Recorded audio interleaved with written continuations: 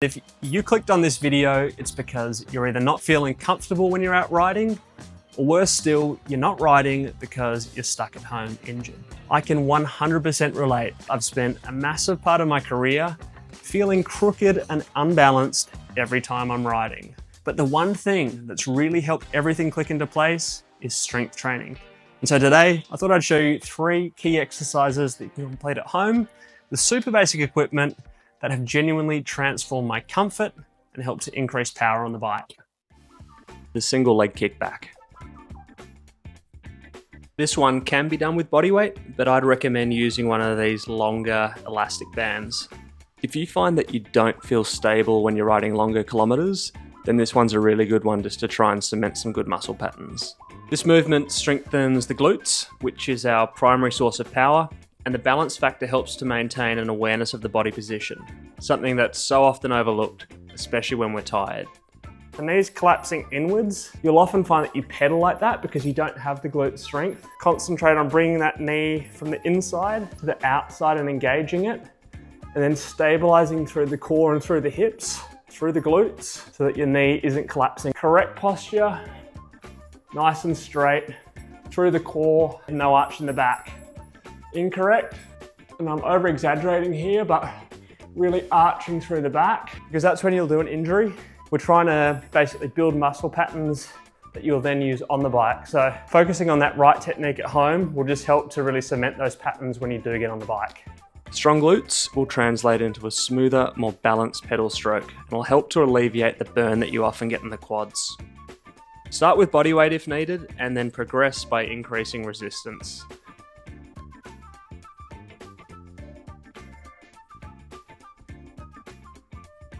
Next up is an exercise that builds hip control and knee stability, the crab walk. This is one of those exercises where you're probably happy to be doing it at home because you feel like a bit of a tool doing it, but honestly it gets the glutes burning so bad. So side to side movement, the key here is just keeping these knees nice and straight as you move from side to side. If you struggle with knee pain, find one leg working harder than the other, or have knees that collapse inwards towards the top tube, this is your fix. So the thing to watch out for with the crab walk is knees collapsing inwards, similar to the first exercise. If you find that you ride with your knees really close to the top tube, it could be a sign that you're actually not utilizing the glutes to drag the knees outwards. So keeping the legs nice and straight, step with control, and stay low. An example of doing it incorrectly, hip the legs apart. Hello, me? He's laughing at me as well. Knees nice and wide and drive through the glutes. If you've battled with IT band issues, then there's a pretty good chance the glutes might not be working as they should and may require some added strength. I look at all of this stuff as my injury insurance policy. I'll complete this exercise before every single ride, as well as at the gym. I just find it really helps to activate the glutes. You can make it harder by adding a deeper squat or holding weight. But if this is new, just keep it simple and focus on the technique. So that's the crab walk done in a couple of variations. This next one is one that you can do as a superset after the crab walks and after the single leg pushbacks. Ultra cycling is not always about sustained, steady efforts. For steep climbs and surges in pace, explosive power has a real-world use, and this next one's perfect for building it. It basically mimics the force needed for hard accelerations, and it'll strengthen the quads, glutes, and core. This next one's called the jump lunge. I'm going to start in this position here. So the key here is engaging the core and also making sure the knee's not collapsing inwards like this. It's a bit of a difficult one. So let's start again. The biggest mistake is using the back leg to assist the jump. You want all the power coming from the front leg to mimic how you generate force on the bike. You don't have to do many of them and the legs will be on fire. Again, that's more of an advanced exercise, but I thought I'd throw it in there because it is a good one. When the legs are loaded with fatigue, it's an exercise like this that'll give you the strength to push through efficiently without falling apart.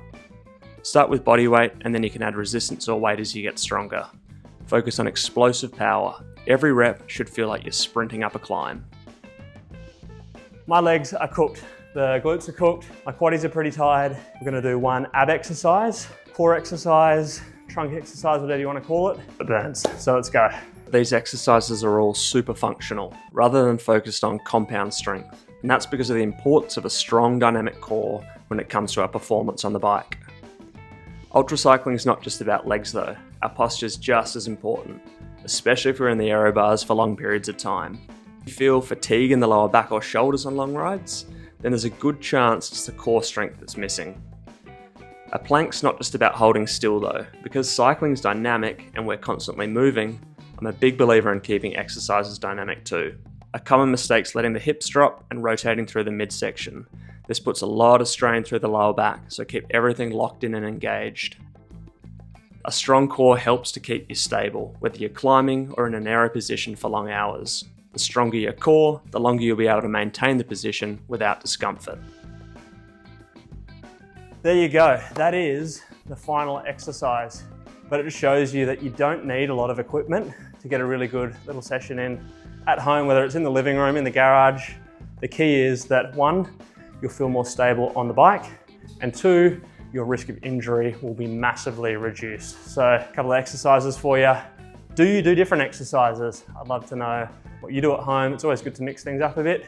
Pop them down below. Any questions for me? Pop them down there too. Cheers guys.